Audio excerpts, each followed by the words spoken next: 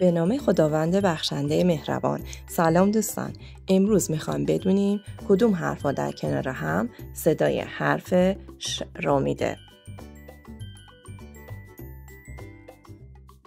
دو حرف S و H در کنار هم صدای ش میده. مثالشو ببینیم. مثل ship،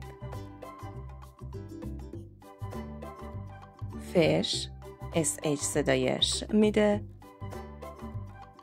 t-shirt. اگه خاطرتون باشه تو ویدیوهای قبلی گفتیم که دو حرف CH در کنار هم صدای ک و چ هم میده. حالا تو این درس میخوایم بگیم که CH در کنار هم تو کلماتی که از فرانسه وارد زبان انگلیسی شدن صدای ش میده. بریم مثالاشو ببینیم. مثل شف، سرآشپز. ماشین، ماشین. CI در کنار هم گاهی اوقات این صدا رو میده. مثل special، خاص و ویژه. special. musician،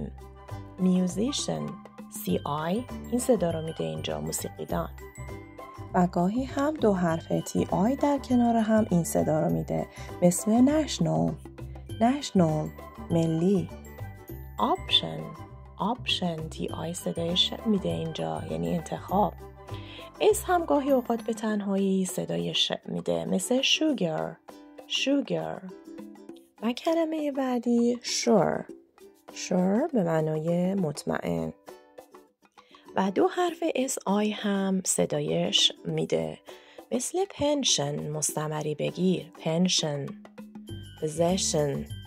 possession به معنای مالکیت و دارایی.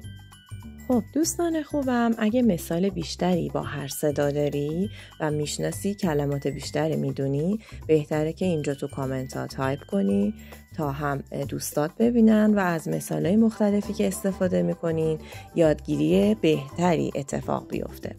برای دیدن ویدیوهای بیشتر ما میتونین که دنبال کنین کانال پورسیار و انگلیسی پورسیار رو، و اگر ویدیو براتون مفید بود لایک کنید. نظرات شما باعث میشه که ما ویدیوهای بهتری برای آینده تولید کنیم.